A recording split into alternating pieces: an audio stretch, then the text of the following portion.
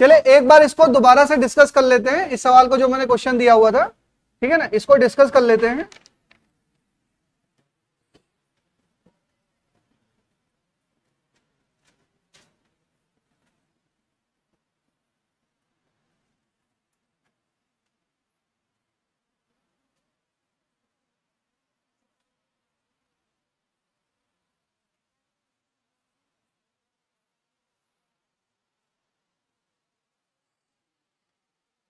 ये कितना है 2a, ये कितना है, ये हो गया C1, ये हो गया C2, इन दोनों को जोड़ दिया और ये आएगा कहां पे,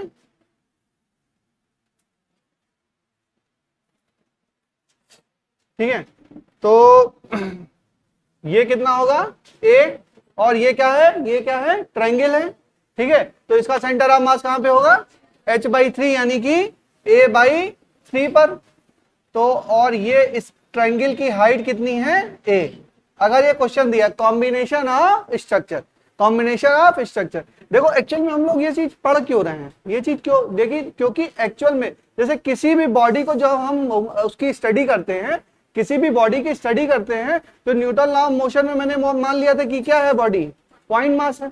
लेकिन क्या एक्चुअल में पॉइंट मास होता था, नहीं होता था भाई। पॉइंट मास तो हमने मान लिया, जैसे कोई भी 5 किलो का ऑब्जेक्ट है, उठा के हमने इसको फेंक दिया, यहां से यहां फेंक दिया, ठीक है ना, तो एक प्रोजेक्टाइल मोशन हो गया। लेकिन मान लो जैसे वो पॉइंट मास की तरह कंसीडर किया, तभी तो प्रोजेक्टाइल मोशन हो रहा है। बट इस बॉटल को मैं उठा के फेंक दूं, इस बॉटल में भी तो मास है, मान लो 2 किलो मास है इसके अंदर, इस बॉटल को उठा के फेंक दिया, तो क्या पॉइंट मास है, नहीं है। अच्छा देखो, it's a combination of what, एक सिलेंडर है, देखो एक सिलेंडर है और आगे क्या लगा हुआ है, एक सर्किल टाइप का लगा हुआ है, ठीक है। तो कॉम्बिनेशन ऑफ स्ट्रक्चर है कि नहीं है, कॉम्बिनेशन ऑफ स्ट्रक्चर है। तो इसका हमको सेंटर ऑफ मास निकालना आना चाहिए। जब हम इस कॉम्बिनेशन ऑफ स्ट्रक्चर का सेंटर ऑफ मास निकालना आएगा हमको, तभी हम उसकी आगे चर्चा कर पाएंगे। हम किसकी तैयारी कर रहे हैं, हम तैयारी कर रहे हैं रोटेशनल डायनेमिक्स की। ये प्री रिक्वेस्टिव है, सेंटर ऑफ मास हम क्यों पढ़ रहे हैं, क्योंकि तभी तो हम उसका रोटेशन स्टडी कर पाएंगे, जब हमें सेंटर ऑफ मास निकालना किसी बॉडी का आएगा,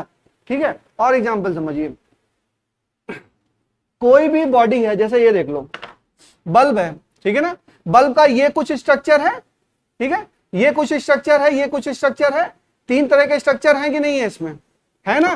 तो अब मैं इसको फेंक दूं उठा के ना, तो इसका सेंटर ऑफ मास कैसे निकालोगे, इसका सेंटर ऑफ मास आपको पता हो, इसका पता हो, इसका पता हो, तीनों को जोड़ के निकाल लें, तो हम क्या निकाल लेंगे, इस पूरी बॉडी का सेंटर ऑफ मास निकाल लेंगे। उस सेंटर ऑफ मास की हम स्टडी कर सकते हैं, उस सेंटर ऑफ मास की स्टडी हम कर सकते हैं। तो अल्टीमेटली हमारी तैयारी किस चीज की हो रही है, रोटेशनल डायनेमिक्स को पढ़ने की हमारी तैयारी हो रही है। और दूसरी बात, इस उसको मैं ऐसे फेंकूं तो जरूरी तो नहीं है कि ऐसे ऐसे चला जाए, ऐसे ही चला जाए। तो ये अगर बल्ब ऐसे जाके ऐसे चला गया, तो इसको बोल दूंगा ट्रांसलेशन मोशन, मतलब इसकी पोजीशन जो है वो चेंज नहीं हो रही है। ऐसा भी हो सकता है कि बल्ब ऐसे घूमते घूमते जाए, ऐसे घूमते हुए जाए, तो ये क्या हो जाएगा, रोटेशनल मोशन। ये क्या हो जाएगा, रोटेशनल मोशन। तो अब क्या हो रहा है, ट्रांसलेशन भी हो रहा है और क्या हो रहा है, रोटेशनल भी हो रहा है। तो एक्चुअल में जो बॉडी है, एक इन रियलिटी, फिजिक्स में हम रियलिटी की बात करते हैं ना। जैसे और एग्जांपल लीजिए, जैसे कार लीजिए, कार है, कार आगे जा रही है, कार आपकी आगे जा रही है, ठीक है। तो कार आगे जा रही है, तो आप क्या बोलते हैं, यहां से कार चली और यहां से आगे पहुंची, v वेलोसिटी से चली, और यहां पे कुछ टाइम वगैरह कैलकुलेट कर लेते हैं, व्हाटएवर, ठीक है। यहां पे हम क्या लगा देते हैं, हम अपना काइनेमेटिक्स के सारे लॉ लगा देते हैं, v बराबर u plus A T S बराबर, ये सब लगा देते हैं। क्यों लगा देते हैं, इसको बोल देते हैं ये सिंगल डायरेक्शन में मोशन है, ट्रिंगल डायरेक्शन में मोशन है, motion in 1D, motion in 1D में तो ये सब पढ़ा था हमने। लेकिन क्या ये एक्चुअल में 1D मोशन है, नहीं है। कैसे, ये ट्रांसलेशन हो रहा है। तो इसका जो बॉडी है ये तो ट्रांसलेशन है, बट पहिया क्या कर रहा है, पहिया जो है वो रोटेशनल मोशन कर रहा है, और बॉडी क्या है, वो ट्रांसलेटरी मोशन हो रहा है। तो इट्स अ एग्जांपल। हम पूरी कार को एक पॉइंट मास मान लेते हैं, तब स्टडी कर रहे हैं, तब वो तो ठीक है। मतलब हम कर रहे हैं कि ये मान लो 50 किलो की कार है, तो जो न्यूटन लॉ में हम पढ़ते हैं, उस 50 किलो की कार को, 50 किलो की तो कार होती ही नहीं है, मतलब 100-200 किलो की जो भी कार है, तो उसको हम पूरा मास को एक पॉइंट में मान लेते हैं। तो मास को, सेंटर ऑफ मास का मूवमेंट तो हम ट्रांसलेटरी मान सकते हैं, लेकिन क्या एक्चुअल में यह बॉडी ट्रांसलेटरी मोशन कर रही है, नहीं कर रही है। ये बॉडी कैसा मोशन कर रही है, ट्रांसलेटरी भी है और इसके पहिए क्या कर रहे हैं, रोटेशन भी कर रहे हैं। तो एक्चुअल में कार क्या स्टडी कर रही है, क्या मोशन हो रहा है, ट्रांसलेटरी प्लस रोटेशनल मोशन। तो वो तो तभी बता पाओगे जब तुम्हें इसका पता होगा, सेंटर ऑफ मास निकालना, सेंटर ऑफ मास निकालना पता होगा तभी तो आप कर पाएंगे। तो अभी हम क्या पढ़ रहे हैं, सेंटर ऑफ मास हमने निकालना समझा, कैसा भी बॉडी दिया हो, डिस्क्रीट सिस्टम दिया हो, ठीक है, उसका सेंटर ऑफ मास पता किया हमने। फिर हमारा क्या हो, सॉलिड हो, कंटिन्यूअस बॉडी, उसका सेंटर ऑफ मास पता हो। अब कोई भी बॉडी है जैसे यही है, देखो तो ये कंटिन्यूअस स्ट्रक्चर नहीं है ना, यहाँ पे देखो थोड़ा सा मोटा है, यहाँ पे थोड़ा सा पतला है ना, तो इसका भी सेंटर ऑफ मास क्या होगा, इधर ज्यादा जहां मास होगा उसकी तरह शिफ्ट होगा। बट रेगुलर बॉडी नहीं है, ज्यादातर बॉडी एक टाइप की नहीं होती, कॉम्बिनेशन ऑफ स्ट्रक्चर होता है, कॉम्बिनेशन ऑफ शेप या कॉम्बिनेशन ऑफ स्ट्रक्चर। भाई एक छोटा सा वो थोड़ा ना होगा, उसमें बहुत सारे शेप क्या होंगे, जुड़े होंगे या निकले होंगे, ठीक है।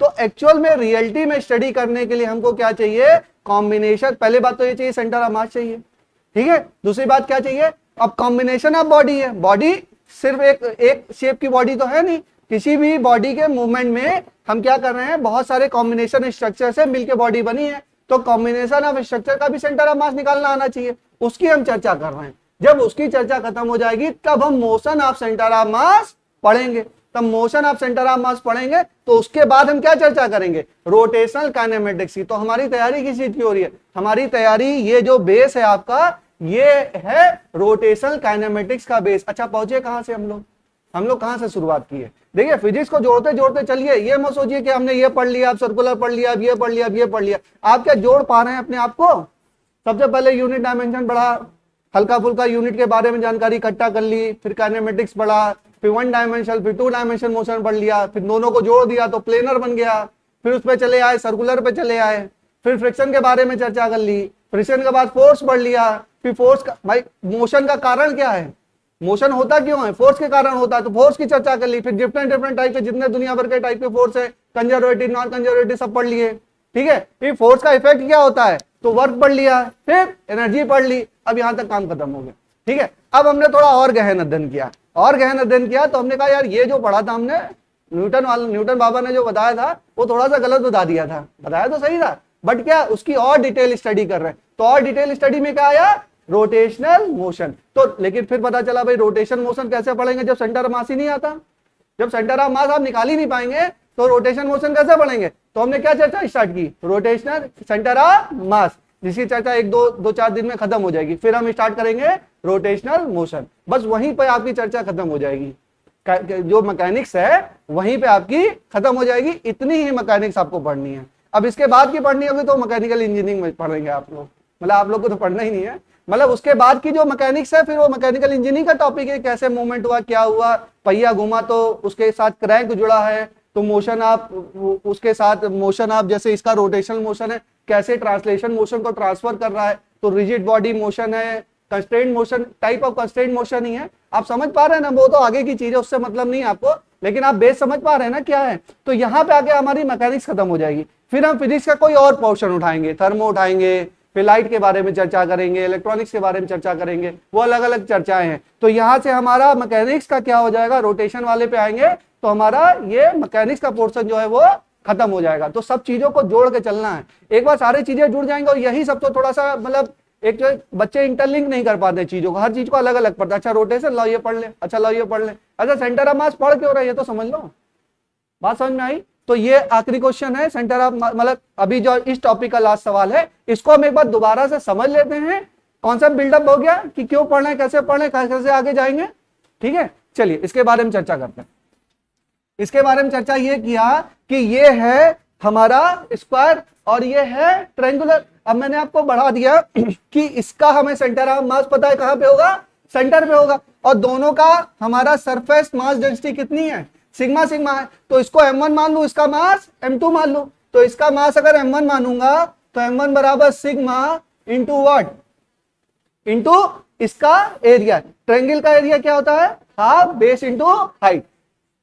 तो 1/2 बेस कितना हुआ, 2a। गलती मत करिएगा, कुछ बच्चे ये बोलते हैं क्या होगा, 2a। इस ट्रायंगल का बेस क्या है, ये टोटल ये आपका 2 है, इंटू हाइट कितनी है ए, तो कितना हो गया ये सिग्मा ए स्क्वायर, तो ये क्या हो जाएगा m1 हो जाएगा, यही आएगा ना सिग्मा ए स्क्वायर।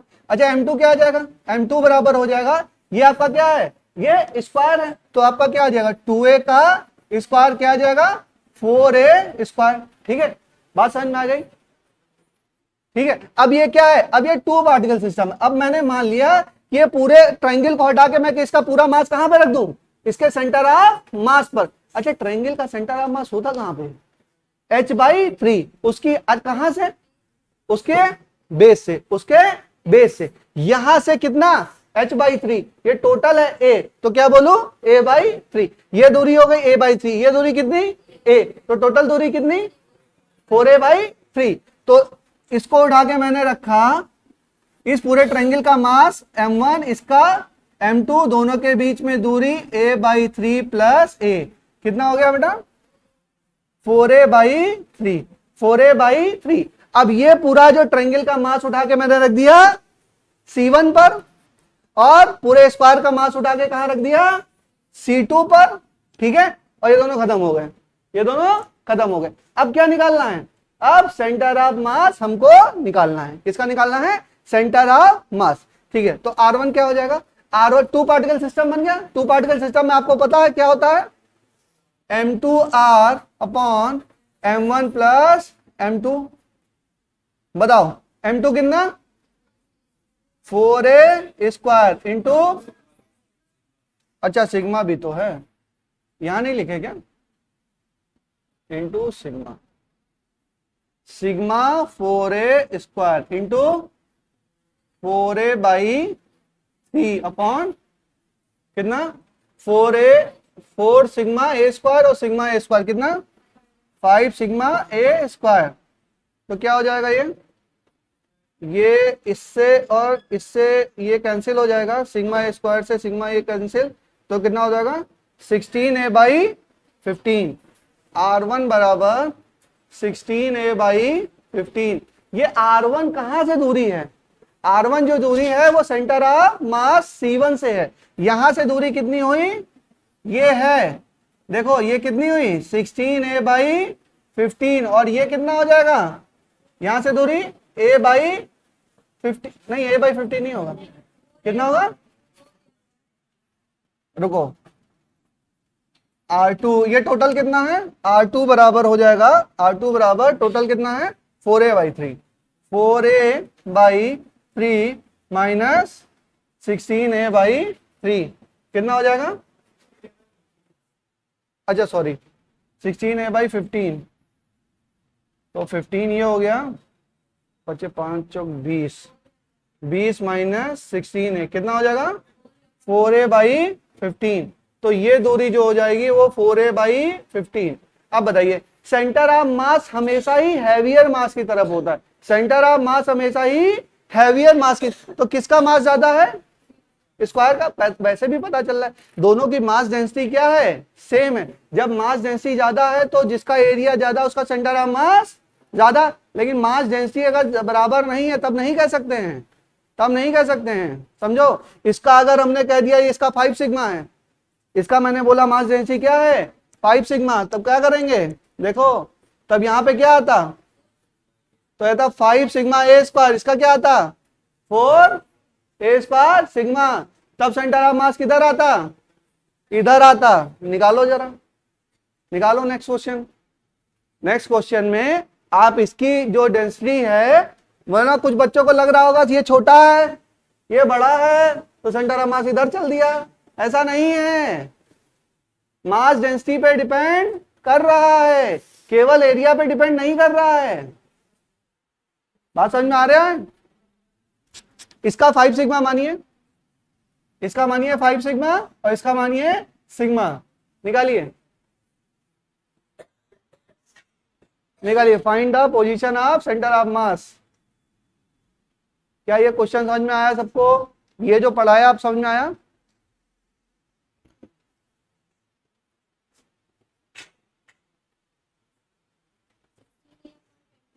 कितना, और R2 निकालो।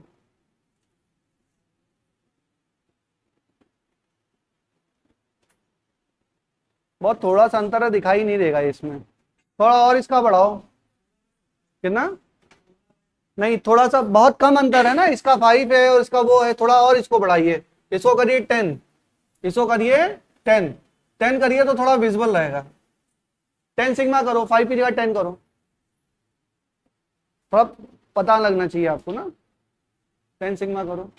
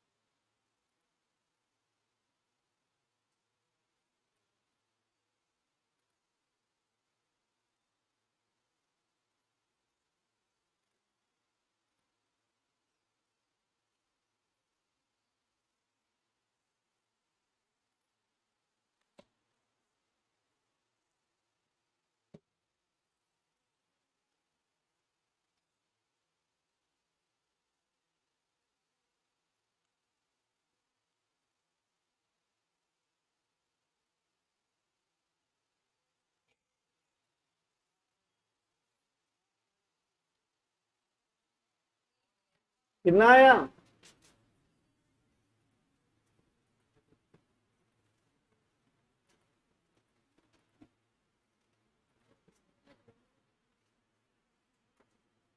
बताइए बेटा कितना आ रहा? 16 है भाई, 33, 16 है भाई, 33, और R2 क्या आ रहा है? हाँ 8 है भाई, 33 के टर्म में ही रखो। रुको अच्छा करते हैं। M1 बताइए क्या हो गया? M1 बराबर क्या हो जाएगा? हाँ 10 रो ए स्क्वायर, और M2 बराबर कितना? 4a स्क्वायर, और दूरी कितनी है इनकी? 4a by 3। ये हो गया M1, ये हो गया M2, ये हो गया C1, ये हो गया C2। तो R1 बराबर क्या हो जाएगा? 4a स्क्वायर, हाँ भाई, rho into 4a by 3 upon कितना कितना? हाँ 14 सिग्मा ए स्क्वायर। तो ए स्क्वायर सिग्मा सिग्मा, ठीक है, तो कितना हो गया? 16a upon what? 14 इंटू 3 कितना कितना? 42 ये हो गया R1। R2 निकालो। R2 बराबर 4a by 3 minus 16a upon 42 बराबर 42। तो 42 और ये करेंगे तो कितना आ जाएगा? 14। हाँ 14 गुणे 4 कितना हुआ? अरे बताओ, ये कैलकुलेशन बहुत वीक है, बताओ जल्दी। 14 इंटू 4 कितना हुआ? 64। कितना हुआ? 14 इंटू, रुक जाओ देख लें, 14 इंटू 4, हाँ 56a माइनस 16a बराबर क्या? 40a upon 42। भाई डिनोमिनेटर सेम रखोगे बेटा तभी तो कर पाओगे, बात समझो। देखो बात समझिए, अब क्या है, ये C1 है और ये C2 है। C1 से R1 की दूरी क्या है? सेंटर ऑफ मास कहाँ, कितनी दूर पे है? 16a upon 42। वो कहाँ पे है? 40a upon 42। तो जब डिनोमिनेटर सेम है तभी आप कंपैरिजन कर सकते हैं। आपका डिनोमिनेटर क्या है? सेम है, तो किससे पास में है? C1 से पास में और C2 से दूर में, तो सेंटर ऑफ मास किधर आ गया? इधर शिफ्ट हो गया। अच्छा, इसका मिड पॉइंट ले लो, मिड पॉइंट से भी क्या होगा? ये इधर ही होगा। सेंटर ऑफ मास क्या होगा? ट्रायंगल के साइड में होगा। तो आपको समझ में आता है कि सेंटर ऑफ मास हमेशा हैवियर मास की तरफ शिफ्ट होता है। ऐसा नहीं कि लार्ज बॉडी दिखी बस उसकी तरफ शिफ्ट हो गया, ऐसा नहीं है। किसकी तरफ होगा? जहां पे ज्यादा मास होगा। ठीक है, बात समझ में आई? चलिए, हो गया, समझ में आया बेटा? ये नहीं समझ में आएगा तो आगे समझ लिया, रोटेशनल मोशन बिल्कुल नहीं समझ में आएगा। कल वो पढ़ाया था आर डी शर्मा वाला, याद है सबको? सबको याद है? याद हो गया? चलो, सुप्रीम कोर्ट पहले गए कि हाई कोर्ट पहले गए हैं? आर डी शर्मा पहले कहां गए? सुप्रीम कोर्ट गए, फिर हाई कोर्ट गए, फिर टाइम पास करने हैप्पी आवर संडे में गए। ठीक है, और ये क्या हो गया? 2 आर, 3 आर, 4 आर और लास्ट में आर। और ये क्या है? H H H. और यहां हमने चला पाई से कहां तक? 3 पाई। और ये क्या है? 8। ये क्या है? 3 3। अरे क्या है? ये 4 है? अच्छा, मैं ही गलत बता रहा हूं। चलो इसको 4 कर देते हैं। ये क्या आ गया? 4 3 3। अच्छा, अवार्ड ये क्या है? 2। यही याद कर लो, कोई जरूरत नहीं है उसको डेरिवेशन करने। डेरिवेशन तो ऐसे कराया नहीं है मैंने आपको, इसको एक का कराया, रिंग का कराया, रिंग आइडिस किसी का कराया। ठीक है, बस इतना आपको याद रखना है। अच्छा, इसके बिना आगे गाड़ी नहीं चलेगी, खिसकेगी नहीं गाड़ी ना, पेट्रोल है ये। तो आगे क्या है? रोटेशन मोशन के लिए हमको ये याद कर होना ही चाहिए। यही याद कर लीजिए, पता तो है सब कुछ क्या होता है। ठीक है, चलिए अब नेक्स्ट लिखिए, concept of negative mass. Concept of negative mass चर्चा करते हैं। एक नया टॉपिक है, कॉन्सेप्ट ऑफ नेगेटिव मास।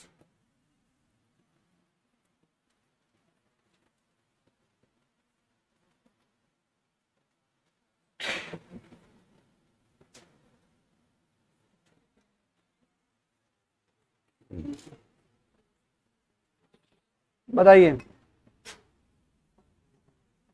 क्या होता है नेगेटिव मास? नेगेटिव मास क्या होता है? हाँ, नेगेटिव मास सुना है कभी? जैसे किसी ने कहा भाई कितना वजन है तुम्हारा, कहा मेरा वजन है -50 किलो है, नहीं सुनते हो? कभी किसी दुकान पे गए बोले कि -2 किलो चावल दे दीजिए, नहीं सुना? ठीक है, अच्छा ये तो सुना होगा, जैसे किसी का वजन पहले था 100 किलो, उसने वेट लॉस कर लिया, अब वजन हो गया 80 किलो, तो कितना नेगेटिव मास हुआ? -20। यही है कॉन्सेप्ट ऑफ नेगेटिव मास। किसी मास में से थोड़ा सा मास निकाल लेने को क्या बोला? नेगेटिव मास। बात समझ में आई? ठीक है, एकदम लेमैन भाषा में, जनरल भाषा में, जिसको फिजिक्स नहीं पता उसको भी समझ में आएगा ना। किसी में मास अगर हम ऐड, अब तक हम क्या कर रहे थे? जैसे हम स्क्वायर था, उसमें हमने क्या किया? ये ट्रायंगल और ऐड कर दिया, तो मास घटा कि बढ़ा? क्या हुआ? बढ़ गया मास इसका। ठीक है, अब हम कर रहे हैं नहीं भाई, ऐसा नहीं करेंगे। एक इसमें से मैंने एक इसको निकाल लिया ना, इसको निकाल लिया, तो ये मास इसका घटेगा कि बढ़ेगा? घटेगा। क्या होगा? घटेगा। ठीक है,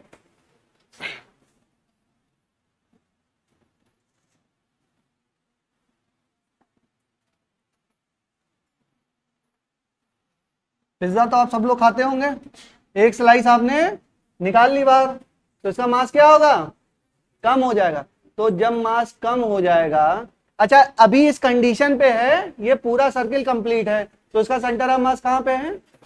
ओरिजिन पे है। कहां पे है? सेंटर पे है, मतलब सेंटर को ही ओरिजिन मान लेते हैं। अगर मैंने इसमें एक स्लाइस निकाल ली, तो सेंटर ऑफ मास ओरिजिन पे ही रहेगा, शिफ्ट हो जाएगा। अब सेंटर ऑफ मास क्या होगा? शिफ्ट हो जाएगा। तो अब उसी की चर्चा हमको करनी है। ठीक है, अभी हमने कॉम्बिनेशन ऑफ स्ट्रक्चर कर रहे थे, तो मास हम क्या कर रहे थे? ऐड कर रहे थे। अब हमने क्या किया? मास निकाल लिया, तो मास निकाला तो सेंटर ऑफ मास हमारा कितना शिफ्ट हो गया उसके बारे में चर्चा हमको करनी है। तो उसकी चर्चा से पहले हमको समझ में आना चाहिए कि नेगेटिव मास क्या होता है। मास जैसे ऐड किया गया ना तो मास क्या हुआ, बढ़ गया, और मास निकाला तो क्या हुआ, मास कम हो गया। मास निकाला तो मास कम हो गया। तो जितना मास निकाला उसी को हम बोलते हैं नेगेटिव मास। बात समझ में आई? जैसे नेगेटिव चार्ज होता है ना, जैसे चार्ज पढ़ेंगे पॉजिटिव चार्ज नेगेटिव चार्ज, ठीक है, उसी तरीके से क्या है, मास हो गया। तो जैसे पॉजिटिव चार्ज नेगेटिव चार्ज नहीं पढ़ते हैं, अरे सॉरी, जैसे मास हो गया तो मास में हमने क्या बोला कि जैसे m प्लस एम नॉट, तो ये तो हमारा मास हमारा इंक्रीज हो गया, और m माइनस एम नॉट कर दिया तो हमारा क्या होगा, इसमें से एक चार्ज हमने नेगेटिव चार्ज एम नॉट निकाल लिया। इसको हम और भी तरीके से कर सकते हैं, m plus minus of am not. इसका मतलब क्या है, एक नेगेटिव मास मैंने क्या किया, m मास में ऐड कर दिया। बात समझ में आई? m माइनस एम नॉट कहूं या m plus minus of am not कहूं, बात एक ही है ना। बात बताइए, m माइनस एम नॉट बोलूं या m plus minus of am not बोलूं, ये बात हमारी एक ही है। तो ये जो माइनस एम नॉट है इसी को मैं बोलूंगा नेगेटिव मास। बात समझ में आई? कुछ नहीं है, घबराना नहीं है, बस आपने क्या किया, पिज्जा में से एक स्लाइस निकाल ली तो सेंटर ऑफ मास क्या हुआ, आपका शिफ्ट हो गया। तो जितना शिफ्ट हुआ उसकी हमको चर्चा करनी है। जब हमारा सर्किल पूरा कंप्लीट था तो सेंटर ऑफ मास कहां पे था, सेंटर पे था। हमको पता था, अच्छे से पता था सेंटर पे है, लेकिन उसमें से कुछ मास मैंने डिडक्ट कर लिया, कुछ मास हमने डिडक्ट कर लिया। अगर डिडक्ट कर लिया तो अब सेंटर ऑफ मास कहां पे होगा, कहां पे होगा, ठीक है, हैवियर साइड में तो होगा ही, लेकिन कहां पे होगा इसके बारे में चर्चा करनी है। अच्छा, क्यों चर्चा करनी है भाई, क्यों चर्चा करनी है ये भी तो समझ लो। तो जब हम combination of structure rotation motion पढ़ेंगे बेटा, तो जरूरी नहीं है कि कॉम्बिनेशन ऑफ स्ट्रक्चर हो। अब भाई कॉम्बिनेशन तोड़ा भी तो जा सकता है। जैसे बॉल है, बॉल में क्या किया गया, एक पोर्शन आपने निकाल लिया, मान लो कट कर दिया,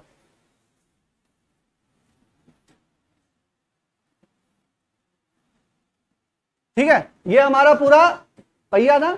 अब हमने कहा नहीं भाई ऐसा नहीं, हमने क्या किया, इसको हमने हटा दिया, इसको हमने हटा दिया। अब इसको मैंने उठा के फेंका, तब हमें क्या चाहिए, इसका सेंटर ऑफ मास। जब पूरा कंप्लीट था तो सेंटर ऑफ मास क्या था, यहीं पर था, ठीक है। अब हमने इतना पोर्शन इसका निकाल लिया तो सेंटर ऑफ मास क्या होगा, शिफ्ट होगा। तो अब भी तो हमको सेंटर ऑफ मास चाहिए।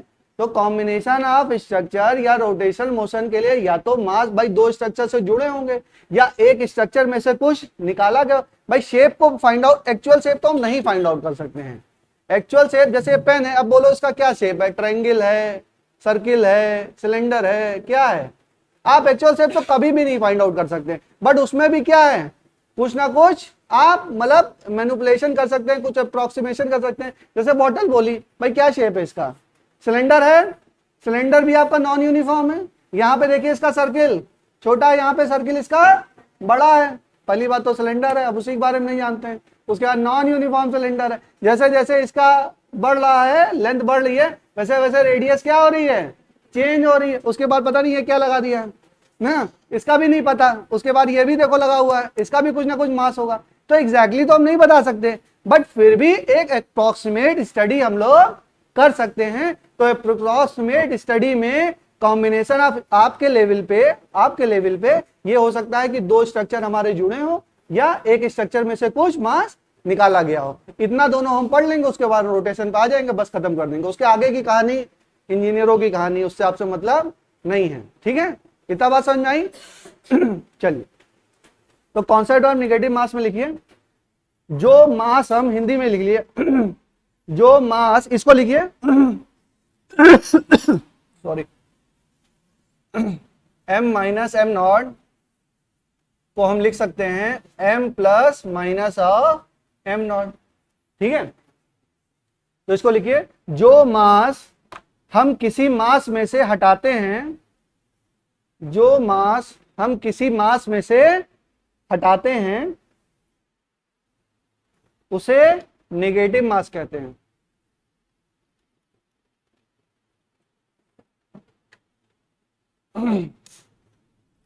जो मास हम किसी मास में से हटाते हैं उसे हम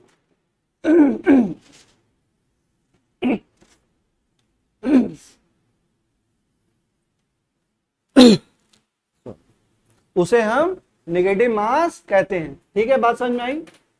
अब देखो, अरे तुम्हारी खांसी तो मुझे दिक्कत हो रही क्या? इन्फेक्शन?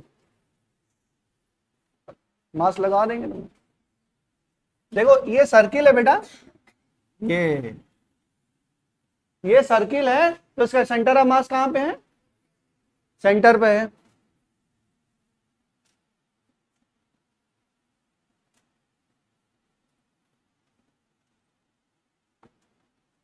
इसमें से क्या किया, एक इतना पोर्शन मैंने निकाल लिया। कोई बच्चा बता सकता है सेंटर ऑफ मास किधर होगा? इधर होगा, क्यों? हाँ, हैवियर मास। भाई इधर क्या हुआ, ये हॉलो हो गया, तो सेंटर ऑफ मास किधर शिफ्ट हो गया? पीछे के हैवियर मास के साइड में शिफ्ट हो गया।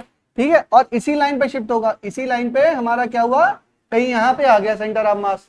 ठीक है, तो जितना मास हमने निकाला उसका हमने क्या किया, एक मास निकाल लेंगे, m1 निकाल लेंगे। टोटल का हम क्या निकाल लेंगे, अभी कराते हैं सवाल, m2 निकाल लेंगे। उसके बाद हम 2 पार्ट के सिस्टम लगा देंगे, हमारा सेंटर ऑफ मास आ जाएगा। कैसे आएगा अभी बताते हैं। ये देखो, बात ये समझ में आई कि अगर मैंने इस सर्किल में से कुछ मास, हमने एक सर्किल छोटा सा काट के, बड़ी सी डिस्क है उसमें से छोटी सी डिस्क क्या कर लिया, निकाल लिया, छोटा सा डिस्क क्या कर लिया, निकाल लिया, तो हमारा ये क्या आ गया, इस स्ट्रक्चर का मुझे सेंटर ऑफ मास चाहिए, इस स्ट्रक्चर का सेंटर ऑफ मास चाहिए। ये बात समझ में आई? ठीक है, अब ये देखो एक चीज और देखो,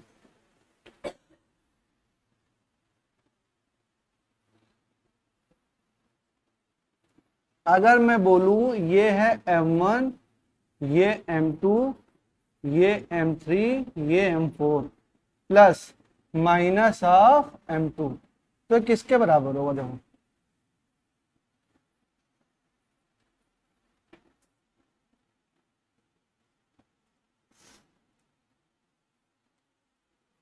थोड़ा गलत बना है, मतलब उसमें क्या ये बात समझ में आ रही है? अगर ये पूरे सर्किल में मैं माइनस m2 कर दूं तो m2 मास क्या होगा मेरा, निकल जाएगा ना। इस पूरे में अगर ये 4 मासेस से मिलके बना है, m1 m2 m3 m4, इसमें क्या कर दूं माइनस m2, तो ये वाला क्या होगा हमारा, निकल जाएगा। तो बचेगा क्या, m1 m3 m4। बना लो इसको।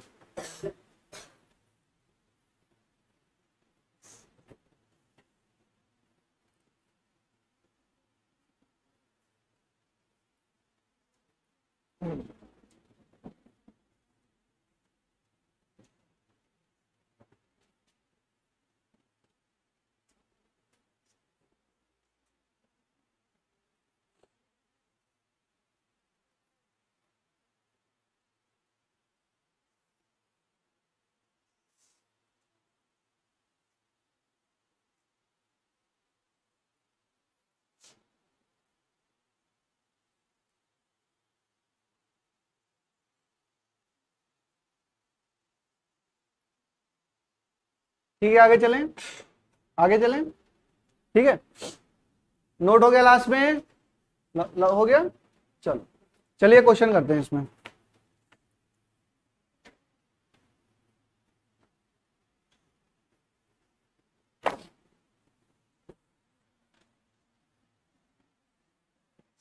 देखिए ये है, ये सर्किल है, इसकी रेडियस है 4a, और ये आपका है a, ये आपका है a, बराबर है, लग नहीं रहे लेकिन बराबर ही है। ठीक है, ये a, ये है C2 और ये है C1। ठीक है, तो जब इसमें से ये सर्किल नहीं निकाला गया था, और दोनों का मैं मान रहा हूं सरफेस मास डेंसिटी कितना है, सिग्मा ही है, वो तो है उसी में से कट के निकला है। ठीक है, सिग्मा ही है। तो जब ये सर्किल नहीं कटा था, जब ये छोटा वाला सर्किल नहीं कटा था, तब इसका मास कितना था, उसको मानता हूं m1। ठीक है, बताओ m1 कितना हुआ, कितना हुआ, पाई और 4a स्क्वायर सिग्मा, तो कितना होगा 16 सिग्मा पाई a स्क्वायर। ये क्या हो गया m1। और कहां पे होगा मास, टोटल हमारा C1 पे होगा। ये पूरा जो मास है कहां पे होगा, ढंग से समझ लीजिए, जब ये हमारा नहीं निकला था तब ये क्या था, पूरा सर्किल कंप्लीट था, तो पूरा सर्किल का मास कितना हुआ भाई, सिग्मा इंटू इसका एरिया पाई आर स्क्वायर, या तो इसका रेडियस कितना है 4a, तो 4a का स्क्वायर, तो हो गया sigma pi 4a square 16 sigma pi A square. यहां तक बात समझ में आई। अब हम मान रहे हैं कि ये हमारा ये जो पोर्शन है वो हमारा काट के निकाल लेना है बाहर। तो अभी ये जो निकाल रहे हैं इसका सेंटर कहां पे है, C2 पर है। ये सेंटर कहां पे है, C2 पर है। और इसका एरिया कितना होगा, इसका भाई ये दिया हुआ है आपको ज्योमेट्री, ए दिया हुआ है, तो क्या होगा सिग्मा पाई ए स्क्वायर। तो M2 बराबर क्या होगा, M2 बराबर सिग्मा पाई ए स्क्वायर। और सेंटर क्या है इसका C2, इसका सेंटर क्या है C2, ठीक है। और इन दोनों C1 और C2 के बीच में दूरी कितनी है, ये है A और ये है A, तो दूरी कितनी हुई 2a, कितनी हुई 2a, इसके बीच में दूरी है 2a। अब बात को थोड़ा ध्यान से समझिए, जो C1 पे मास है M1 बराबर है 16 सिग्मा पाई ए स्क्वायर, और C2 पर जो मास है वो मास है कि मास निकाला जा रहा है, हमारा मास क्या कर रहे हैं भाई, इससे निकालें या माइनस को वाले को ऐड करें, बात हमारा एक ही है। तो हम इसको क्या लेंगे निगेटिव मास, अगर हम निकालें या निगेटिव को हम ऐड करें, बात हमारी क्या है सेम है। तो इसको हम क्या लें sigma negative of sigma pi A square. अब हम क्या निकालेंगे R1, क्या अब 2 पॉइंट सिस्टम बन गया, ये 2 पार्टिकल सिस्टम बन गया, दोनों के बीच में क्या हुई डिस्टेंस आ गई, दोनों के बीच में मास आ गया, तो क्या R1 निकाल सकते हैं, R1 निकालिए। R1 की वैल्यू क्या होगी, R1 बराबर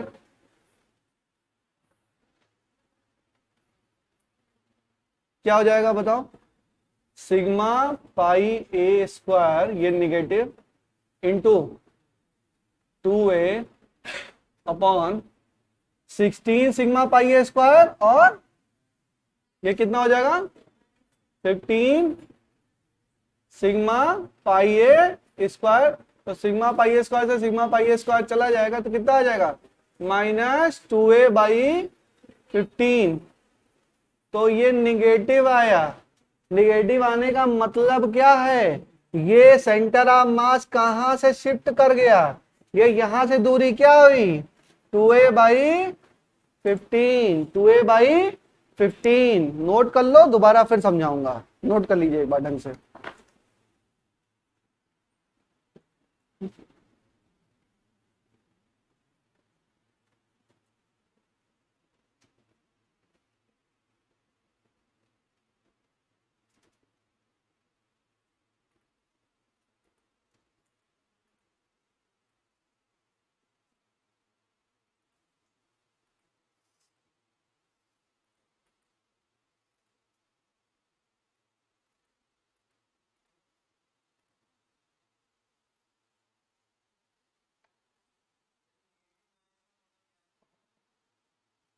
बता रहे हैं, बता अभी दोबारा समझा रहे हैं।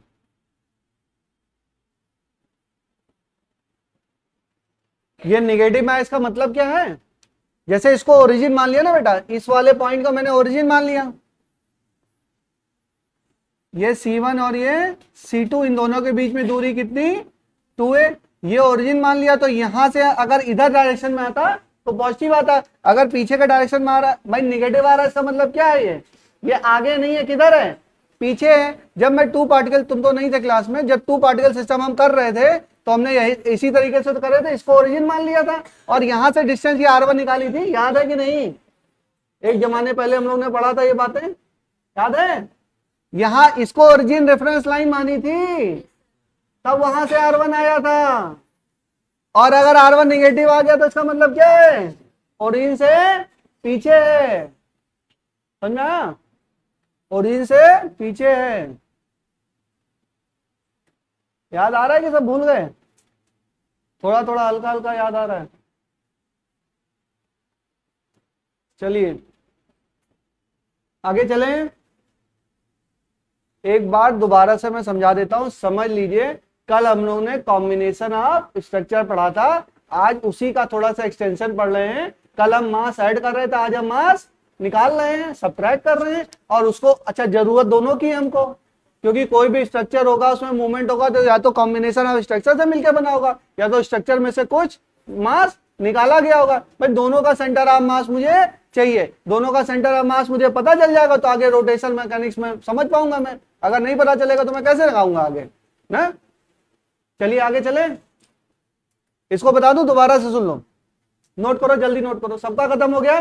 2 मिनट बहुत ध्यान से देखेंगे, बिल्कुल कॉपी बंद कर दो, लिखना बंद कर दो बच्चों, सब लोग बंद कर दो, ध्यान से समझ लीजिए। अगर ये सर्किल हमारा पूरा कंप्लीट था तो इसकी रेडियस कितनी है बेटा? 4a है, ठीक है। सर्किल का एरिया कितना हुआ? पाई आर स्क्वायर, तो पाई इंटू 4a स्क्वायर, ये तो एरिया हुआ। और सिग्मा क्या दिया हुआ है? सिग्मा इसका दिया हुआ है सरफेस चार्ज डेंसिटी, तो पर यूनिट एरिया इसका मास कितना है? सिग्मा, ठीक है। तो पाई इंटू 4a स्क्वायर से मल्टीप्लाई कर देंगे सिग्मा को, तो हमारा क्या आ जाएगा? Total mass. टोटल मास इस पूरे सर्किल का, इस पूरे सर्किल का टोटल मास आ जाएगा। तो ऑब्जेक्टिव 1 हमारा कंप्लीट। हमारे पास मास आ गया, किसका मास आ गया? पूरे सर्किल का। अच्छा, सर्किल का सेंटर ऑफ मास कहां पे है? उसके सेंटर पे ही है, तो हमको पता है कहां पे है? C1 पर है, तो इसकी बात तो खत्म हुई, C1 पर है और इसका मास आ गया हमारे पास, ठीक। अब चला, हमने ये छोटा वाला सर्किल बता रहे हैं, निकाला जा रहा है, निकाला जा रहा है मतलब मास ऐड कर रहे हैं कि मास रिमूव कर रहे हैं? मास को रिमूव कर रहे हैं। तो हमने देखा अच्छा रिमूव कर रहे हैं, लेकिन पहले समझ तो ले इसका सेंटर ऑफ मास है कहां। जिसको रिमूव कर रहे हैं उसका सेंटर ऑफ मास देख तो ले, तो देखा कि सेंटर ऑफ मास उसका कहां पे है? इस सर्किल को निकाल रहे हैं ना, तो सर्किल का सेंटर ऑफ मास कहां पे होगा? इसी के सेंटर पे होगा भाई। इस सर्किल का सेंटर ऑफ मास कहां पे होगा? इसी के सेंटर पे होगा। इसका सेंटर कहां पे है? C2 पर है, ठीक है। अच्छा, इसका एरिया भाई a है अगर रेडियस, तो एरिया कितना हो गया? सिग्मा पाई a स्क्वायर, ठीक है। M2 पता चल गया, M2 हमको पता चल गया, ये हो गया सिग्मा पाई a स्क्वायर। अच्छा, इसका सेंटर ऑफ मास भी पता है हमको? बिल्कुल पता है। इसका सेंटर ऑफ मास, छोटे सर्किल का सेंटर ऑफ मास कहां पे होगा? इसके सेंटर पे होगा, इसके, तो C2 मैंने लिख दिया। अब मैंने देखा अच्छा इन दोनों के बीच में दूरी तो हमको पता नहीं है, तो हमने कहा भाई कैसे पता चलेंगे, तो देखा ये a है और ये दूरी भी क्या है? a है। तो टोटल दूरी कितनी हो गई सेंटर टू सेंटर? कितना हो गया? 2a। तो हमको पता चल गया कि C1 पता चल गया, C2 पता चल गया, दोनों के बीच में दूरी पता चल गया, ये मास पता चल गया और ये मास भी पता चल गया। जब ये मास पता चला तो एक बात और पता चली, ये मास ऐड नहीं हो रहा है, क्या हो रहा है? सब्ट्रैक्ट हो रहा है, तो ये क्या होगा? निगेटिव मास होगा। वैसे तो यहां पे भी निगेटिव आपको लिखना चाहिए, ये मास क्या होगा? निगेटिव ही मास होगा। M2 बराबर क्या होगा? निगेटिव होगा। M2 क्या होगा? निगेटिव। अब ये आ गया तो 2 पार्टिकल सिस्टम लगा दो। अब 2 पार्टिकल सिस्टम नहीं बनाऊंगा मैं, 2 पार्टिकल सिस्टम बहुत बार बता चुका हूं। 2 पार्टिकल सिस्टम में बता ही रखा है कि 2 अगर मास होते हैं, चलो समझ लो एक बार और, अगर ये क्या होगा? M1 और ये क्या है? M2 और टोटल डिस्टेंस क्या है? R। तो सेंटर ऑफ मास अगर मैं इस पॉइंट पे मानू तो इससे दूर ये C1 और ये C2, अगर ये C1 से दूरी R1 और C2 से दूरी R2, तो R1 बराबर क्या? M2 R upon M1 plus M2। भाई ये तो आपके टिप पे होना चाहिए, एकदम टिप पे होना चाहिए, ठीक है। 2 पार्टिकल सिस्टम अलग से इसीलिए पढ़ाया है कि उसका बहुत ज्यादा फ्रीक्वेंट हमारा यूज होगा। बात समझ में आई? अगर इतना आपको आता है तो आप ये सवाल कर लोगे। बाद में समझ में आया? किसी को कोई दिक्कत हो तो पूछ लो, यहाँ पे समझ में नहीं आया हो तो पूछ लो। ज्योति समझ में आया? कितने दिन से क्लास आ रही हो रेगुलर? 4-5 दिन से रेगुलर हो, तो अभी तो समझ में आ रहा होगा। क्लास नहीं आओगे तो नहीं आएगा, फिर मेरी जिम्मेदारी नहीं है। क्लास में आने के बाद भी समझ में आना है तो फिर मतलब मेरे समझाने में कुछ कमी रह गई होगी ना। हाँ, मेरे ऊपर दोष डाल दो, अपना नहीं पढ़ो। चलो एक सवाल करते हैं, करेंगे सब लोग? जो बताया है उसको अप्लाई करोगे? कभी कभी मैं देखता हूँ जो मैं बताता हूँ उसको आप लोग अप्लाई भी नहीं कर पाते हो, तो सवाल दे रहा हूं मैं, आप सब लोग अप्लाई करेंगे, मैं एग्जैक्टली बता दूंगा। चलिए नेक्स्ट क्वेश्चन करते हैं।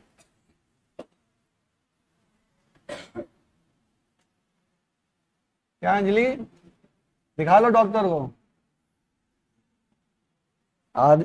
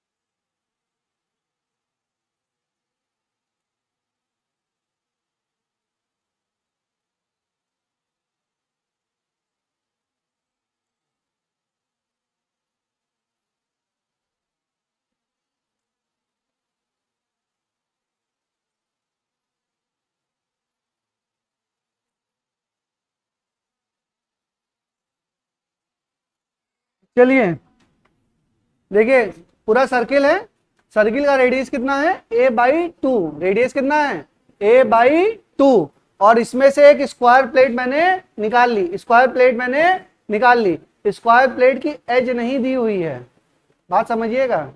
ये क्या दिया हुआ है इसका डायगोनल, डायगोनल कितना हुआ a/4, a/4, सेंटर तो डिवाइड करेगा ही, a/4, a/4 कितना हो गया a/2, तो क्या एज निकाल लोगे भाई, एरिया में एज का स्क्वायर होता है ना, ये बात समझने वाली है। तुरंत ही a/4 का स्क्वायर मत कर देना, वहां पे क्या था सर्किल था, तो वहां पे सर्किल में पाई आर स्क्वायर रेडियस का स्क्वायर है, कुछ बच्चे यहां पे कर देंगे स्क्वायर, क्या निकालना पड़ेगा स्क्वायर का, हाँ क्या होगा a/2 होगा, a/2 का स्क्वायर होगा। कितने बच्चे कह रहे हैं बेटा, बात समझो, ये क्या है स्क्वायर, स्क्वायर की एज कौन सी है, ये एज है ना भाई, लंबाई चौड़ाई क्या है इसकी ये है, तो इसका स्क्वायर कर दोगे, ये तो विकर्ण है, इसका डायगोनल है बेटा, ये है देखो ये, तो ये वैल्यू कितनी दी हुई है a/2, आपको ये निकालना है, ये दूरी पता होगी तभी तो कर पाओगे, एरिया निकाल पाओगे। नहीं आया समझ में, ज्योमेट्री नहीं पढ़ी है, रेखा गणित की नॉलेज है, रेखा गणित पढ़ा है बचपन में, बिल्कुल नहीं पढ़ा है, बताओ फिर कितना होगा। अच्छा चलो छोड़ो तुम लोग, ये बताओ, रुको रुको रुको, स्क्वायर है तो ये क्या होगा ए ए ए ए, चलो ए से तो कंफ्यूज हो जाओगे, बी मान लेते हैं इसको, बोलो ये बी ये बी ये बी ये बी, बोलो ये एक्स, ये एक्स, एक्स की वैल्यू क्या हो जाएगी b square plus b square, b square plus b square बराबर एक्स स्क्वायर, तो एक्स बराबर b√2, b√2, यही तो होगा।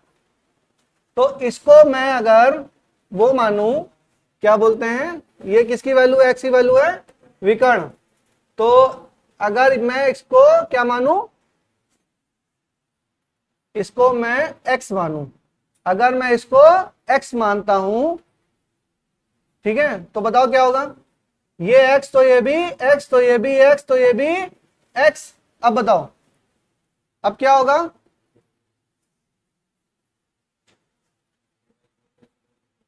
a/4 नहीं a/2, अरे रुको तुम लोग कंफ्यूज कर दो तो यार, यहीं से निकाल लो, X square plus X square बराबर a/2 का होल स्क्वायर, तो क्या हो जाएगा 2x स्क्वायर बराबर a स्क्वायर बाई 4, तो x बराबर क्या a/2 into 4 a square by, तो x बराबर क्या हो जाएगा a/2√2, x बराबर क्या हो जाएगा a/2√2। अच्छा अब एरिया क्या होगा, एरिया ऑफ स्क्वायर प्लेट, या m2 क्या निकालोगे, m2 बराबर निगेटिव सिग्मा और a स्क्वायर अपॉन 4 इंटू 2, तो क्या हो जाएगा सिग्मा a स्क्वायर अपॉन 8। क्या इतनी बात समझ में आ रही है, नहीं, हमें क्या चाहिए स्क्वायर प्लेट का एरिया चाहिए, स्क्वायर प्लेट का एरिया, तो स्क्वायर प्लेट के एरिया चाहने के लिए उसकी एज तो निकालनी पड़ेगी, उसका एज का स्क्वायर होता है ना, तो ये क्या है दिस को मान लिया x, ये x तो ये भी x, तो this square plus this square बराबर इसका होल स्क्वायर, पाइथागोरस लगा दी, तो ये टोटल कितना है a/2, भाई ये a/2 तो ये भी कितना a/2, तो वहां से आपने क्या निकाल लिया, वहां से आपने x निकाल लिया, वहां से आप m2 निकाल लेंगे, m1 आप निकाल सकते हैं, दोनों के बीच में डिस्टेंस आपको पता है, तो क्या आप सेंटर ऑफ मास निकाल सकते हैं। अच्छा क्या अभी भी सेंटर ऑफ मास पीछे शिफ्ट होगा, ये इतना स्क्वायर प्लेट निकाल लिया तो किधर आएगा सेंटर ऑफ मास, पीछे के डायरेक्शन में आएगा। करिए, लगाइए। हाँ क्या, चाहे जिसमें आए निकालो। आंसर आएगा थोड़ा अजीब सा ही, लेकिन मतलब आंसर तो होगा ही।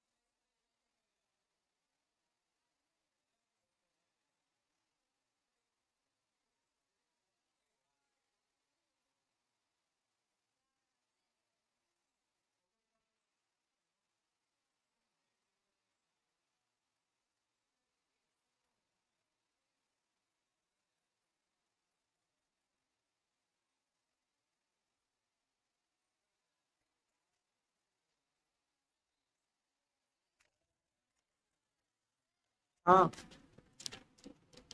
कॉपी दिखाओ।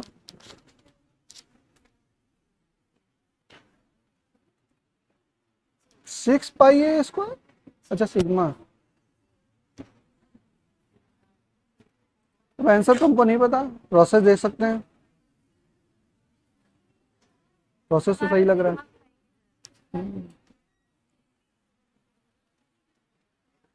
अच्छा देख लीजिए, समझ लीजिए आप लोग।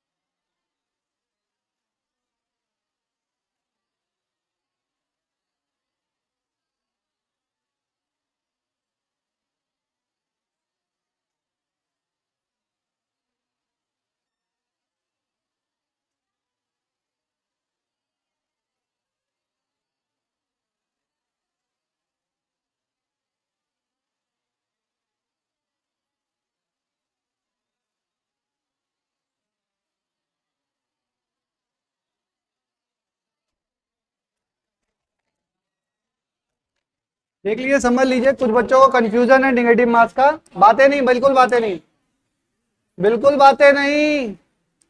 शांत हो जाओ बच्चों। एक तो आप लोग गलत कर रहे हो, ऊपर से बातें कर रहे हो, फिर वो ठीक नहीं है। देखो बात समझो, आप लोगों के लिए लेके आए समझाने के लिए, कुछ समझो बात को। जैसे ये पूरा सर्किल है, देखो ना, दिख रहा है आपको? दिख रहा है सर्किल? दिख रहा है ना ढंग से? तो इस सर्किल का एक सेंटर ऑफ मास होगा, ठीक है? बहुत परफेक्ट सर्किल तो नहीं है, बट मान लीजिए सेंटर ऑफ मास ये है, दिख गया आपको? तो इस पूरे सर्किल का मैंने क्या दिया हुआ है, एक रेडियस है। कितनी रेडियस है इसकी इस क्वेश्चन में? a/2। तो सिग्मा इंटू, अच्छा सर्किल का एरिया क्या होता है? पाई आर स्क्वायर। सर्किल का एरिया क्या है? पाई आर स्क्वायर। तो हमने क्या किया, यहां से निकाल लिया। अच्छा अभी निकाला नहीं है, चलो निकाल लेंगे, अभी हम करेंगे। चलो निकालते चलते हैं। क्या हो गया, m1 बराबर सिग्मा इंटू पाई और a/2 का स्क्वायर। तो क्या हो जाएगा, sigma pi a square by 4। इतनी बात समझ में आई? ठीक है। अब देखिए, अगर इतनी बात समझ में आई, अब मैं इसमें से क्या कर रहा हूं, एक स्क्वायर प्लेट को निकाल ले रहा हूं। ये देखो स्क्वायर प्लेट आपकी, ये स्क्वायर प्लेट यहां पे लगी हुई थी, देखो अभी क्या थी, स्क्वायर प्लेट ये लगी थी, और अब इसको मैंने क्या किया, यहां से हटा दिया। तो ये जो स्ट्रक्चर बचा, ये जो स्ट्रक्चर बचा, इसका मुझे सेंटर ऑफ मास चाहिए। ये this is the concept of negative mass, इसका सेंटर ऑफ मास मुझे चाहिए। अब कुछ बच्चे कह रहे हैं सर इसके पूरे का एरिया लेंगे, अरे क्यों नहीं लेंगे भाई, इतना पूरा मास निकाल रहे हैं तो मास निकालने, भाई मास निकालने का तरीका क्या है, सिग्मा दिया है। सिग्मा क्या होता है, surface mass density. Surface mass density मतलब मास पर यूनिट एरिया।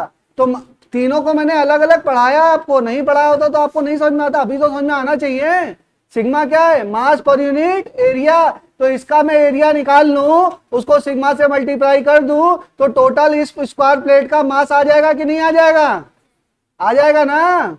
अब देखो स्क्वायर प्लेट मेरी दी कैसे थी, ऐसे दी हुई थी, ठीक है, स्क्वायर प्लेट ऐसे दी हुई थी। तो ये लेंथ हमारी दी हुई है, बट स्क्वायर प्लेट का एरिया या स्क्वायर का एरिया क्या होता है, ए स्क्वायर, या ए क्या होता है, उसकी एज, क्या होता है उसकी एज। ये नहीं कि इसका स्क्वायर कर दिया।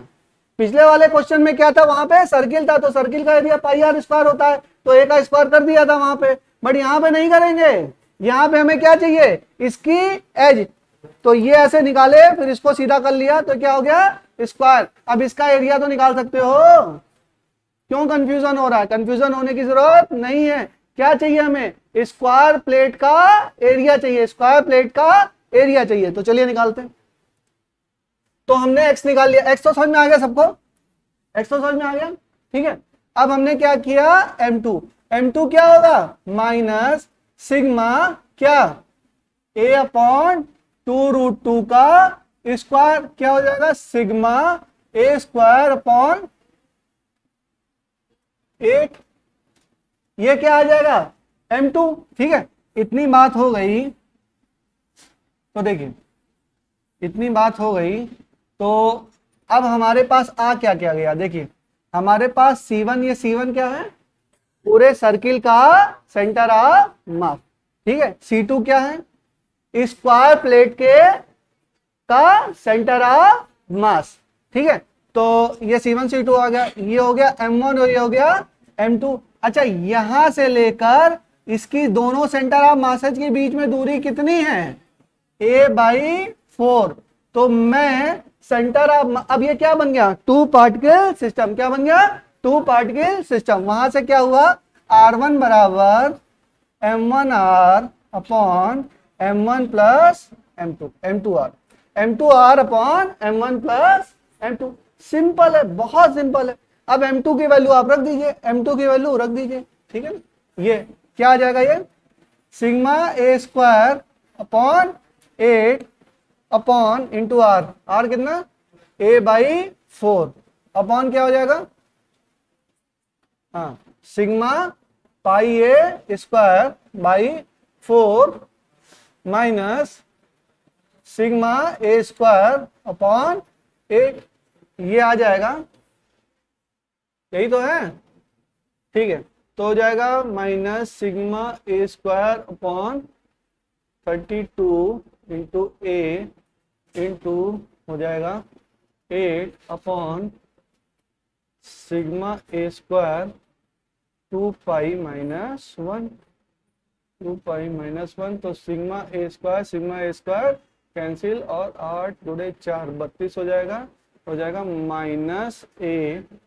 Minus a upon 4 2 pi minus 1। ये क्या आ जाएगा R1, ये क्या आ जाएगा R1, ये R1 निगेटिव आया। तो हमें क्या समझ में आया कि जो सेंटर ऑफ मास है वो C1 से पीछे की तरफ है, क्योंकि हमने 2 पार्टिकल सिस्टम में ये पढ़ा था कि C1 को हमने ओरिजिन माना था, ओरिजिन मान के ही तो R1 R2 निकाला था, याद है कि नहीं। अब R1 निगेटिव आ गया, इसका मतलब क्या हो गया, सेंटर ऑफ मास आपका क्या हो गया, पीछे की तरफ में, ठीक है। ये समझ में आया, टू मास सिस्टम, नेगेटिव मास समझ में आया, ठीक है। अच्छा, एक क्वेश्चन है और कर सकते थे, जैसे मान लो ये तो तुम्हें समझ में आया, कि ये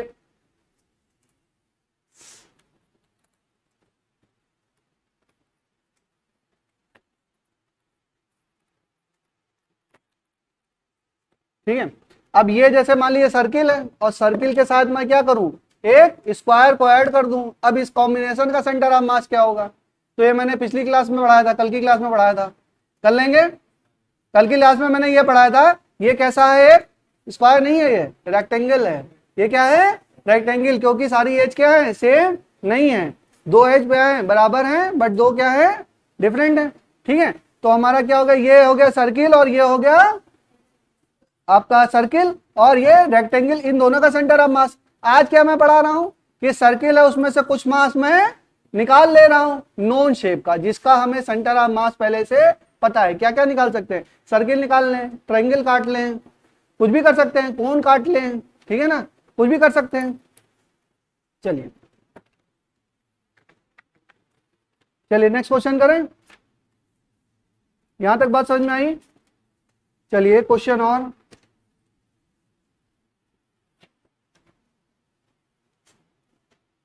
चलिए अब ये क्वेश्चन सब लोग करेंगे। हाँ,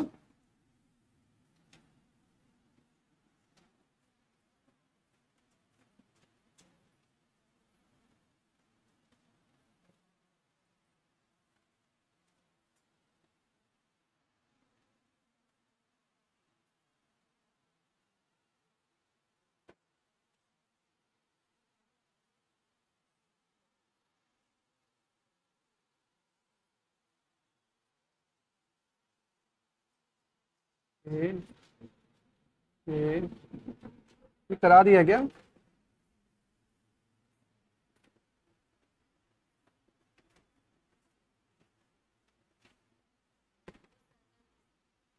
अच्छा सर्किल में कराया था।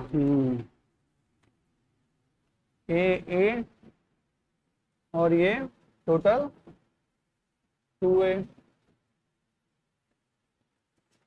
ठीक है, ये क्या है 8a। देखिए ये क्या चीज है आपकी, एक स्क्वायर प्लेट है, स्क्वायर प्लेट में से मैं क्या कर रहा हूं, एक सर्किल को निकाल ले रहा हूं, एक सर्किल को निकाल ले रहा हूं। जब सर्किल निकाल ले रहा हूं तो सेंटर ऑफ मास क्या होगा, सेंटर ऑफ मास क्या होगा। अच्छा स्क्वायर प्लेट है तो उसका सेंटर ऑफ मास कहां पे होगा, इसके सेंटर पे होगा, तो सेंटर पे होगा तो ये कहीं पे होगा, यहीं पे होगा। ये क्या हो जाएगा, ये हो जाएगा C1 और ये हो जाएगा, सर्किल का सेंटर ऑफ मास कहां पे, इसके सर्किल के सेंटर पर। अच्छा क्या इसका निकाल सकते हैं मास, दोनों का सिग्मा है, सरफेस चार्ज डेंसिटी दोनों की क्या है, सिग्मा है, सेम है चार्ज डेंसिटी। बताओ, कर लोगे, आंसर बताओ जल्दी, बताइए, जो बताएगा जल्दी बताओ, जो बताएगा उसको इनाम नहीं मिलेगा, कल तो इनाम समोसे खिला चुके हैं। हाँ जल्दी बताओ, अभी आप लोग अप्लाई करना सीख नहीं पाए, आंसर बताइए बहुत जल्दी।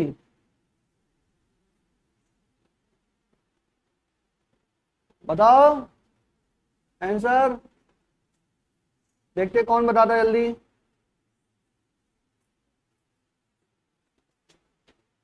एक दूसरे में ताका झाकी मत करिए, अपना अपना सवाल लगाइए।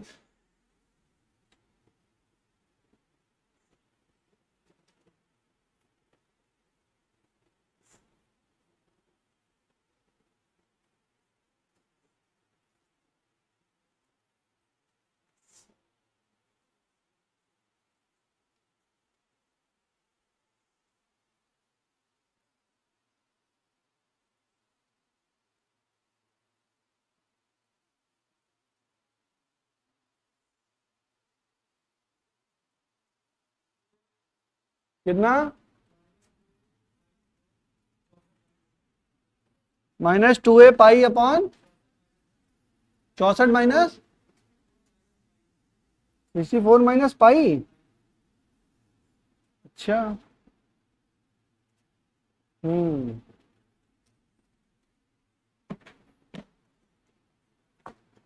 सही है सही है।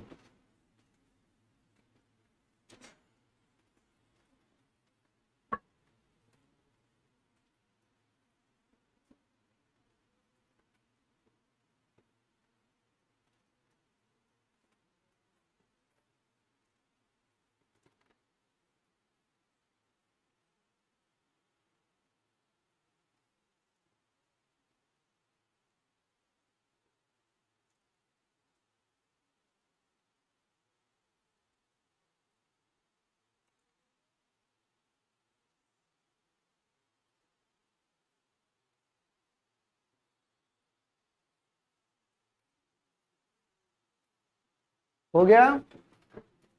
बताइए भैया, अप्लाई करिए। आ गया?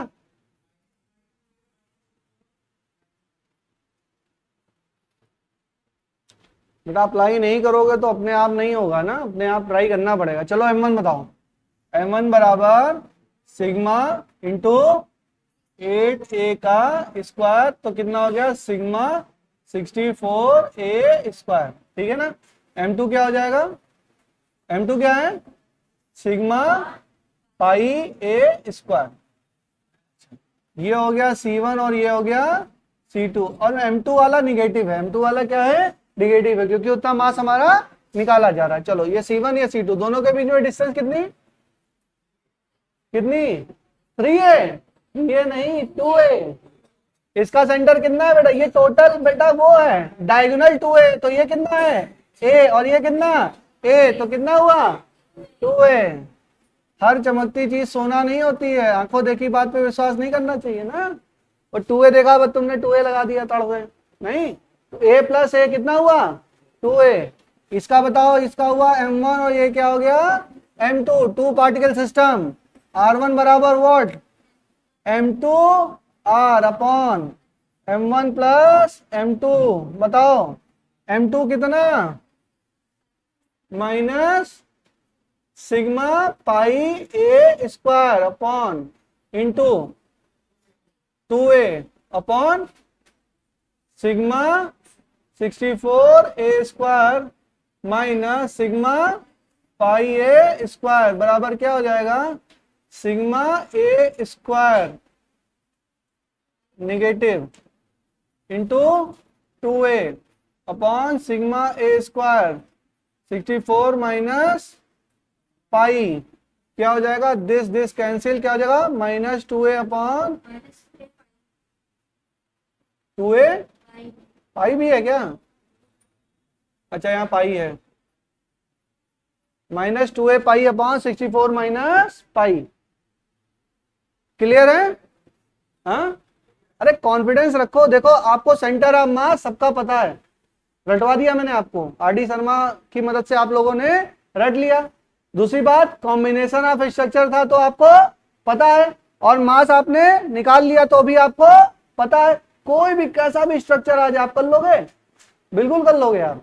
आपको क्या चाहिए? एरिया चाहिए। कैसा भी सवाल आएगा आप सवाल को कर लेंगे, यही प्रोसेस है और कुछ नहीं है। अब दो, चलो एक सवाल और देता हूं। चलिए बेटा अनलिमिटेड सवाल है इसमें, रोटेशन मोशन में आप सवाल आप कर सकते हो, सेंटर ऑफ मास वाला सवाल कर सकते हो, ठीक है, देख लेना। चलिए आगे चलें,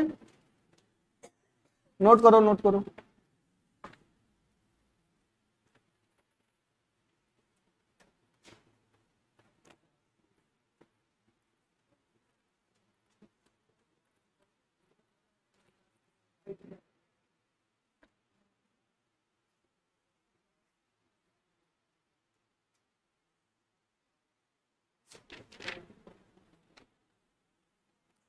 चलिए एक सवाल और करते हैं, लास्ट सवाल, centre of combination of structure का लास्ट सवाल।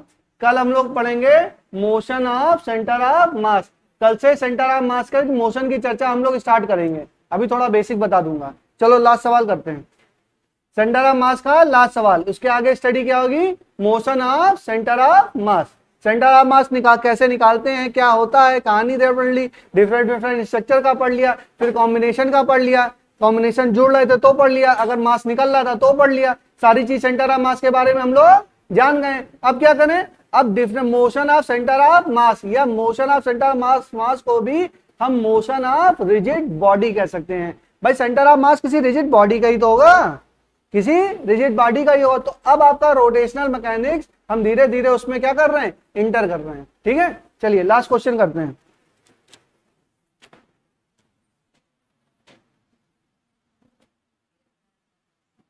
परफेक्ट सर्किल परफेक्ट है कि नहीं है? थोड़ा खराब है।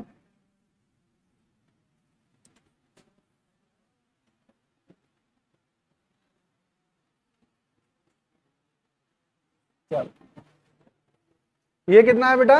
ये है R, और ये क्या है बेटा? इस सर्किल का रेडियस क्या होगा? कोई बता सकता है? R/2। निकालिए सेंटर ऑफ मास।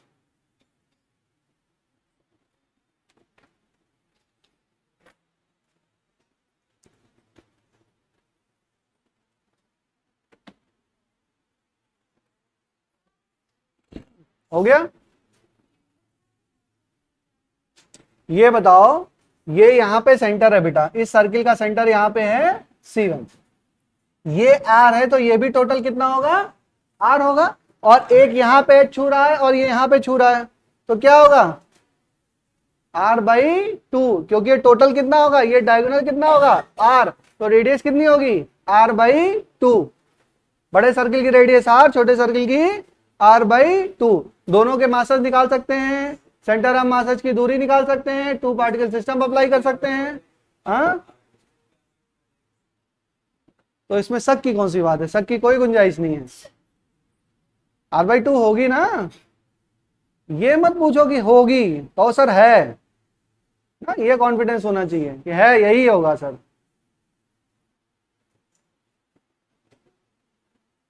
जहां कॉन्फिडेंस होता है वहां शक की गुंजाइश नहीं है ना। सत्यम किम प्रमाणम, सत्य को प्रमाण की आवश्यकता नहीं है, जो सत्य है वो सत्य है। प्रमाण की आवश्यकता हमेशा झूठ को पड़ती है। हो गया बेटा? कितना आया? -R/6। वेरी गुड, अप्लाई करना सीख गए, कर लेंगे। सेंटर ऑफ मास के सवाल दिए हैं बेटा, उसमें मॉड्यूल में दिए हुए हैं सेंटर ऑफ मास के, उसको लगाना शुरू करो।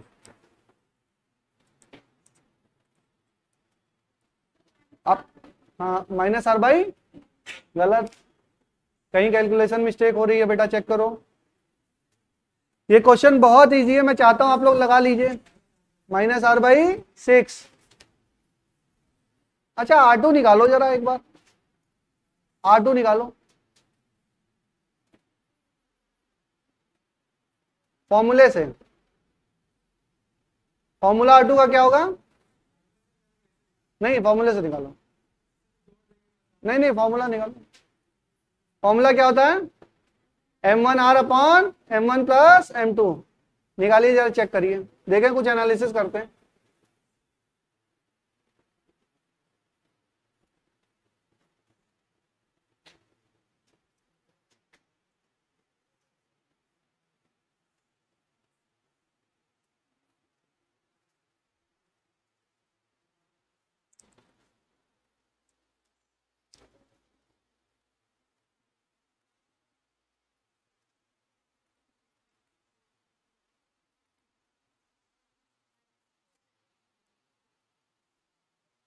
कितना?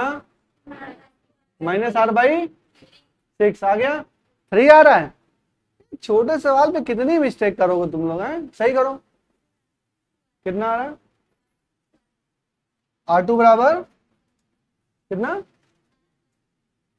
2R/6, 3। और R1 कितना आ रहा है? -R/6। तो इसको भी 6 करो तो ये क्या हो जाएगा? 4R/6। ये माइनस आ रहा होगा, ये भी तो, ये भी तो माइनस आ रहा होगा, नहीं आ रहा माइनस? ये माइनस नहीं आ रहा, कितना आ रहा? हाँ, M1 तो पॉजिटिव है, नीचे, नीचे से भी निगेटिव नहीं आ रहा, तो कितना आ रहा है?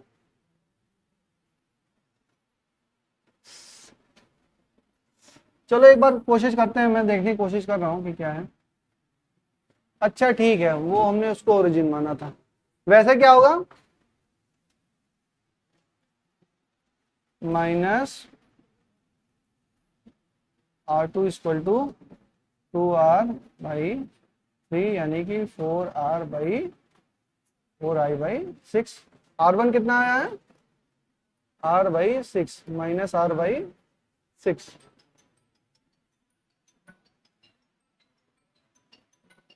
ये कितना है? R/2। जी यादव जी बताइए। हाँ,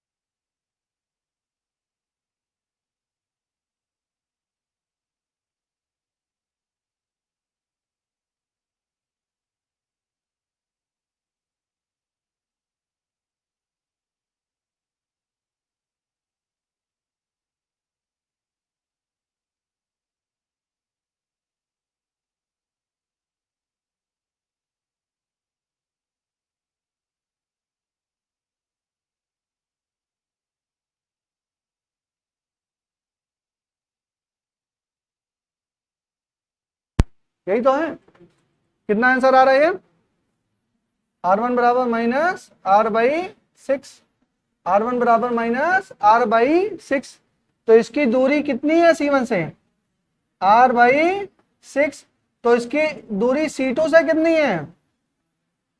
r by 2 plus r by 6। कितना हुआ? 6। और ये कितना हो जाएगा?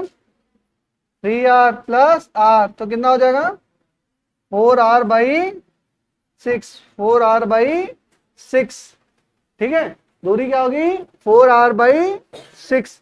और उससे भी निकाला तो ये आ रहा है आंसर 4r बाई 6। ठीक है, बात समझ में आई? ठीक है, तो हम C1 से भी निकाल सकते हैं, C2 से भी निकाल सकते हैं। C1 से ही निकालना हमको, ज्यादा डिटेल में नहीं जाना है। ठीक है, C1 से कितनी दूरी आई? r by 6। तो यहाँ पे सेंटर ऑफ मास हम लोग का चैप्टर एक तरीके से, मतलब अभी आगे बहुत है, बट सेंटर ऑफ मास हमने निकालना समझ लिया। अब हम लोग पढ़ेंगे motion of centre of mass.